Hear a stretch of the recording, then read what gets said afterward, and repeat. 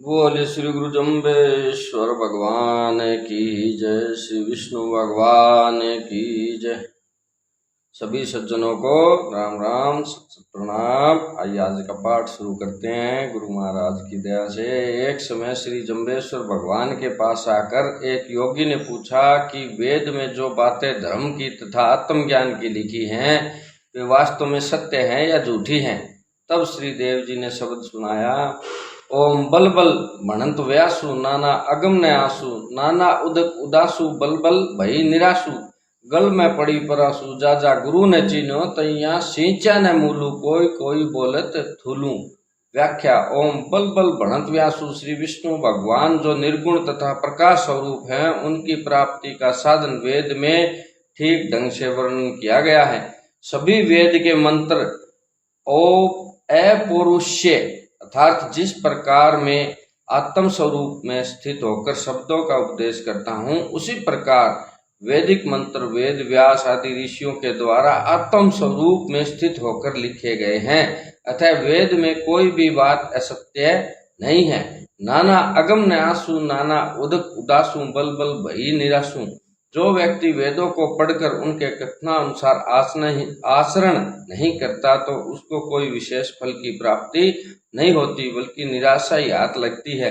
दूसरा अर्थ यह भी हो सकता है कि जिस प्रकार नाना नदियां समुद्र में मिलकर एक हो जाती हैं उसी प्रकार अनंत अंतःकरण की उपाधि से जीव नाना भान होता है, अलग अलग प्रकार का आभास होता है। वास्तव में सर्व भेद रहित चैतन्य एक है। जब तक जीवात्मा अहंकार और अज्ञान के वशीभूत होकर अपने को अलग अथवा शरीर मानता है तब तक उसे परमात्मा की प्राप्ति नहीं होती तथा निराशा ही हाथ लगती है। गल में पड़ी परासु जो वेद आदि शास्त्रों को पढ़कर श्रद्धा भक्ति सहित धर्मपूर्वक जीवन व्यतीत नहीं करता उसके गले में आवागमन की फांसी पड़ी रहती है।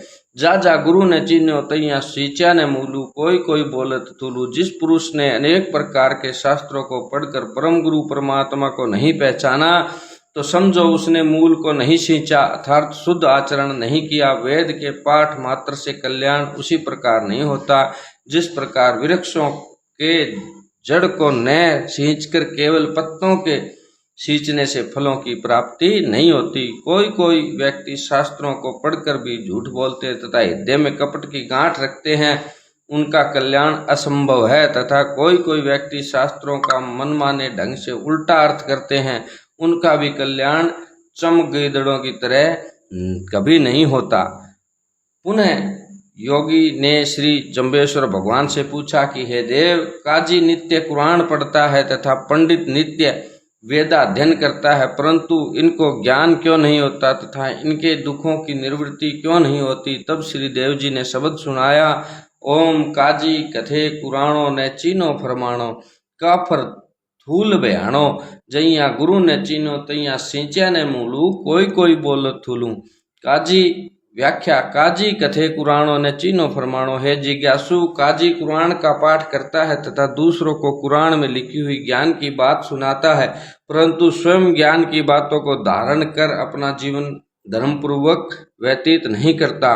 काम क्रोध राग द्वेष के वशीभूत होकर काफर धूल बयाणों काफर अर्थात अधर्मात्मा बनकर शास्त्रों का अर्थ मनमाने ढंग से करता है अर्थात कुरान आदि शास्त्रों का सही अर्थ न करके झूठा अर्थ करता है। जइया गुरु ने चीनो तैया सूचा न मूलू कोई कोई बोले तुलू। जिस पुरुष ने शील शुद्ध आचरण पूर्वक परम गुरु परमात्मा जो संसार के आदि कारण है उनको ध्यान समाधि आदि के द्वारा नहीं पहचाना तो समझो उसने पूर्णतः धर्म को धारण नहीं किया। कोई कोई व्यक्ति शास्त्रों को पढ़कर झूठ बोलते हैं, ऐसे पुरुषों का कल्याण कभी संभव नहीं है। इसी प्रकार से जो पंडित वेद आदि शास्त्रों को पढ़कर शुद्ध आचरण रहित वह परम गति प्राप्त नहीं कर सकता। बोले श्री गुरु जम्बेश्वर भगवान की जय। आगे का पाठ कल करेंगे। हरिओम तत्सत।